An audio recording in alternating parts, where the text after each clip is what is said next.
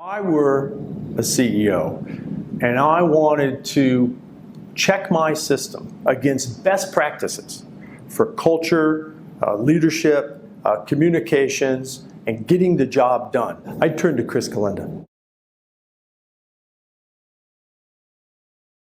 Chris is a very strategic thinker himself, but he's also had lots of experience developing strategies, whether it was in the military context, in the policy context, and now in the business context. He's very good at sort of leading people through a process that helps them really refine their objectives, you know, the approaches they're going to take to achieve those, what success will look like, how are you going to measure it, how are you going to hold yourself accountable for achieving it. He's a very skilled and experienced strategy developer, if you will. And I think the fact that he's done it in so many different contexts makes him very adaptable to different kinds of businesses, different kinds of situations, and so forth. And he's a great listener and facilitator. So much of this is the ability to really listen to people, to draw different voices out in the process, and to sort of facilitate a conversation so that a leadership team sort of really arrives at a new place in a common understanding of what they're trying to do together. Chris has understood for a long time, now actually 3 decades, the fundamentals of good leadership. Chris can demystify strategic leadership. He has a doctorate degree from King's College in London, and he studied the theory.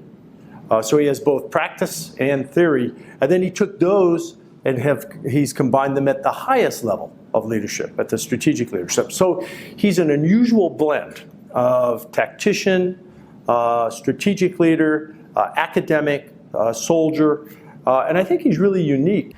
That you can have the perfect strategy, but if your culture doesn't really support that strategy, it's not going to work. Chris has done this in many different environments and has been quite successful at it. I think in some ways this is where he is strongest, in the sort of intangible, softer sides of what makes a strategy successful. How do you actually get that cultural alignment? How do you create the kind of leadership environment that is going to make people motivated and working hard to achieve the strategy you've created? Working with Chris on developing the culture of the organization was eye-opening.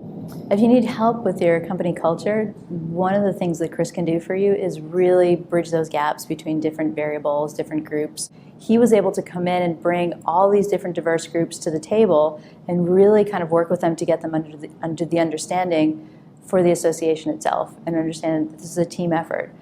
So it wasn't just he was one dynamic and one competency that he's working for. He was able to bridge those gaps and bring everyone around the table at once.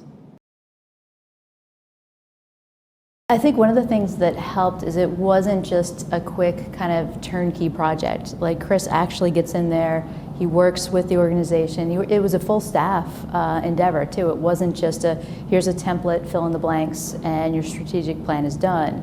He actually worked with the full staff, worked with the organization, the brand, to make sure that nothing was lost in that sense, and then took the board and the staff all together at once. If you're a board member or an executive director sitting down to do a strategic planning with Chris, you can expect to have a person who is able to move the discussion in the right direction within a short amount of time and help you avoid going down a lot of rabbit holes. I really appreciated his very diplomatic attitude and how he was able to guide us through some very difficult conversations. He really handled it beautifully. He delivers, is all I can say. I mean, he just delivered what he said he was going to do using his strategic approach, and it was a pleasure to work with him.